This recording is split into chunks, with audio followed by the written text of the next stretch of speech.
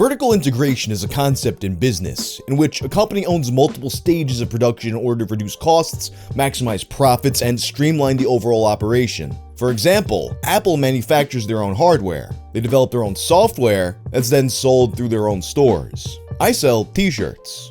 Maybe I could screen print my own t-shirts and buy a sweatshop somewhere in Asia and have my clothes sewn together by children. I don't do that, but I could. What if your business was, I don't know, selling human body parts? It would be pretty convenient then to also own a funeral home. Get a nice stock of dead bodies. Well, that's exactly the idea that Megan Hess, an entrepreneur in Colorado, had.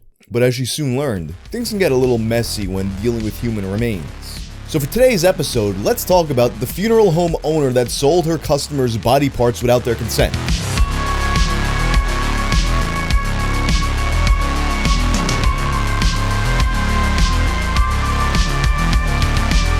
This video is sponsored by NordVPN. A lot of the times, the movies we want to watch are locked to certain regions. For example, recently I was in the mood to watch Planet Terror again. So I go to Netflix and it's not available right now, but you know where it is available?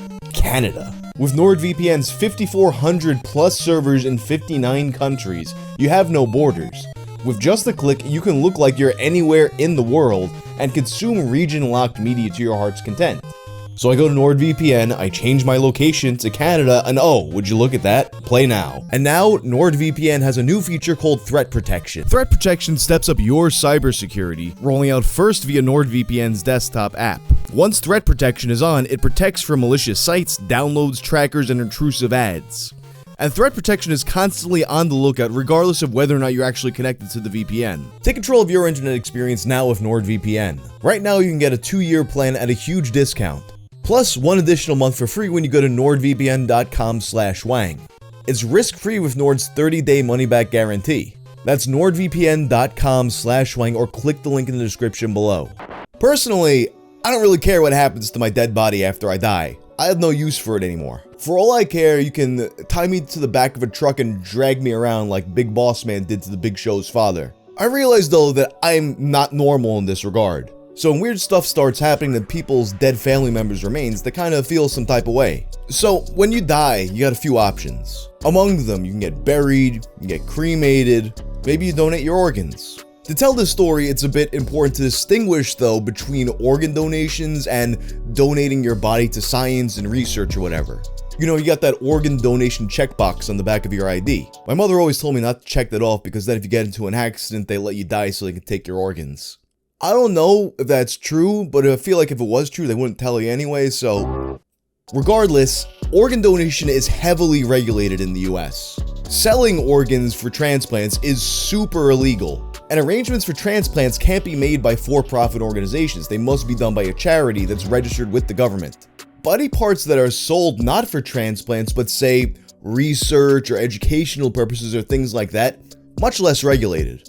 In fact, in the US, there are no federal laws governing this, and very few state laws, and people do make a pretty penny off of this. But we'll get into the exact prices later. I think mostly the context that we've heard about donating your body to science is in kind of a joke context. Like, oh hey, you got a stupid brain there. Scientists should take your brain and study how stupid your brain is. So we know how your stupid brain works, we have a better understanding of what it's like to be stupid. The reality though, it's not so much like that. The reality of it is actually kinda sad. You see, whether you're having regular burial or cremation, dealing with the remains of a deceased family member is really expensive, cost prohibitive for some people. And that sometimes is where they wind up in a business called a body broker. It sounds like something out of Shadowrun.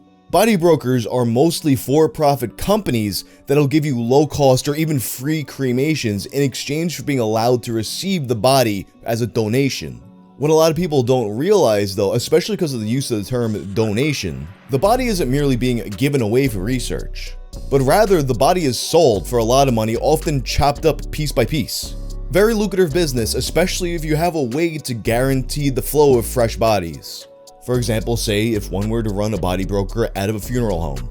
In 2017, Reuters did an investigation into the shady side of the body broker business. A lot of horrors were uncovered, like the story of a professionally decapitated woman found in the woods. Shells of HIV-infected heads stacked up among thousands of other body parts. Seminars involving cadavers in hotel ballrooms. and their investigation found that only one such facility, a joint body broker / funeral home, existed in the US. The Sunset Mesa Funeral Directors and Donor Services in Montrose, Colorado, owned by Megan Hess, who is in business with her parents, Shirley and Alan Koch. The operation begins in 2006, and pretty quickly all kinds of deceptions can be found. For example, they had these pamphlets for donor services that read, "Be a hero, be an organ donor." Now, technically, I guess, if you're donating your body for research or education or whatever, it is kind of a heroic thing in a sense. I mean, research does save lives, they do have to figure this stuff out somehow, and the future surgeons of the world do need ways to train.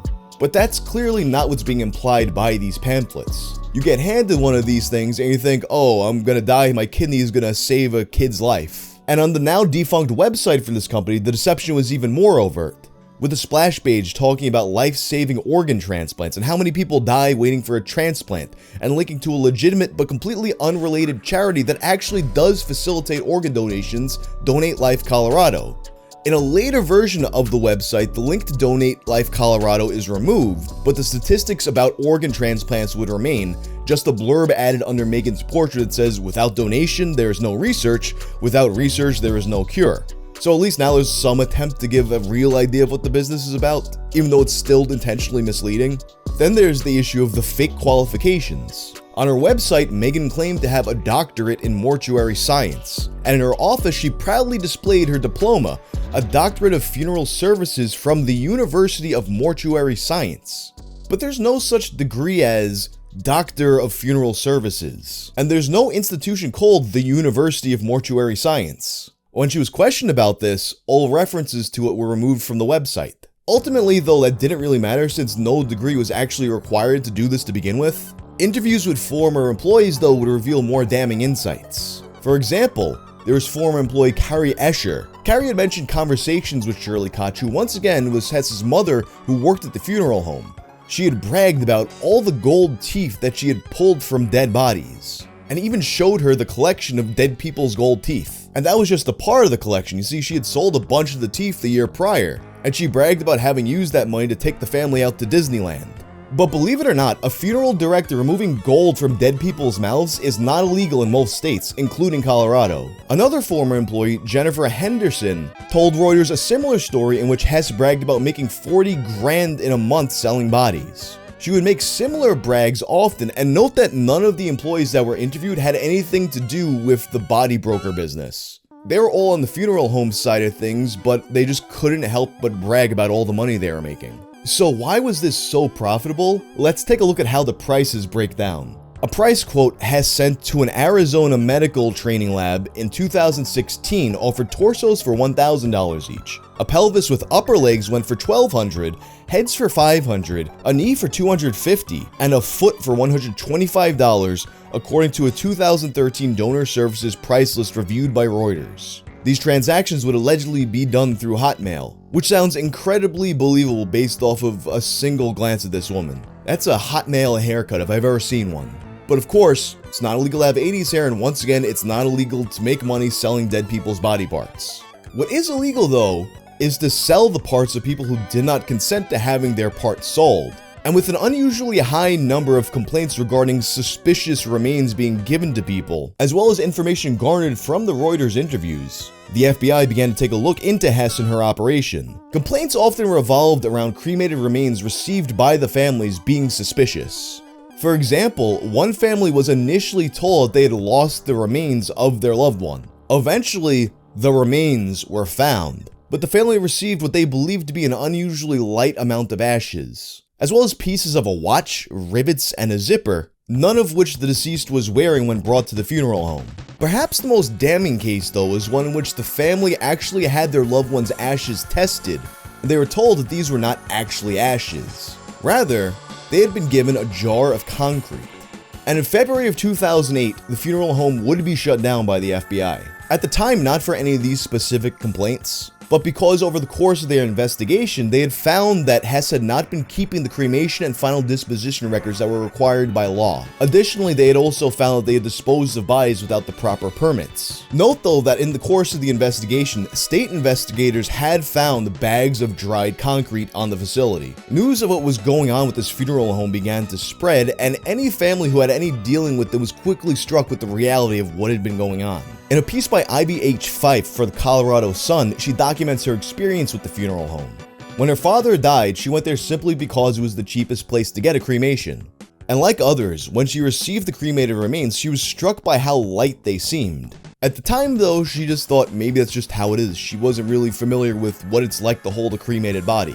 But after the news breaks, she starts to look into local online groups and see what people are saying about it. People talking about bodies being sold all over the world, Megan chopping up bodies in the back room with tools from Home Depot. All she's thinking about what might have happened to her father, and then she gets a call from the FBI. The agent gave me the news. Suspecting it is one thing, hearing the details is another. They said she cut him up in the back room of the funeral home, then sold his head, his torso, his arms, his legs below the knees. The only part of him that she didn't sell was his thighs. She cut his frail old body to pieces and pocketed the money. Similar experiences would be recounted by several people interviewed by Sam Tabachnik of the Denver Post. People holding urns of fake ashes, being told by the FBI that their loved ones' bodies were sold against their will, all seeking justice against the people who deceived them and desecrated their families' bodies. Yet Judy Kressler, who after her father died of lung cancer, agreed to donate some of his body for cancer research. She learned that instead of the donation she had agreed to, his whole body was plastinated and sent to Saudi Arabia. Plastination, if you don't know what that means, it's a way of preserving anatomical specimens. Think like the Body Worlds exhibit. So what was actually in the urn that she had received? After getting an analysis done, it turned out that she was holding a mix of some unknown person's ashes and burnt garbage. It wouldn't be until 2 years later though, in 2020, that Hess and her mother were arrested.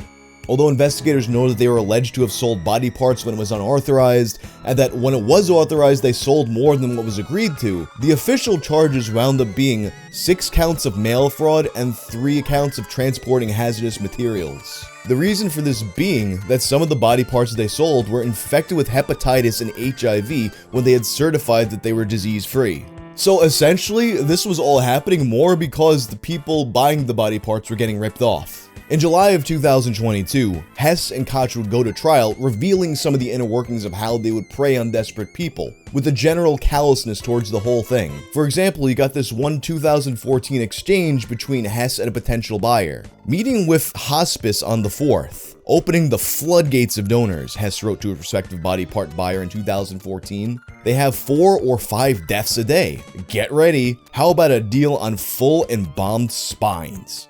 $950? I'd buy that for $1. Both Hess and Koch originally pleaded not guilty. Ultimately though, they would change to guilty pleas in exchange for reduced sentences and some of the charges being dropped. As of now, Hess is looking at as many as 20 years but as low as 2 years. A result that is extremely dissatisfactory for a lot of the families affected. The families noted a lack of remorse on their part and an unwillingness to take responsibility for their actions. And they also noted the unreputable sorts of places that the bodies wound up at. For example, one of the facilities that a body was sent to got caught thawing out the body in the parking lot with a garden hose. Ultimately, it seems unlikely that the families are actually going to get the result they would like from this, but sentencing as of now is set for November 7th, so we'll see what happens. But anyway, that's all for now. If you like this video, check out my video about the Tumblr witch who sold stolen human bones to do magic with. I'm out.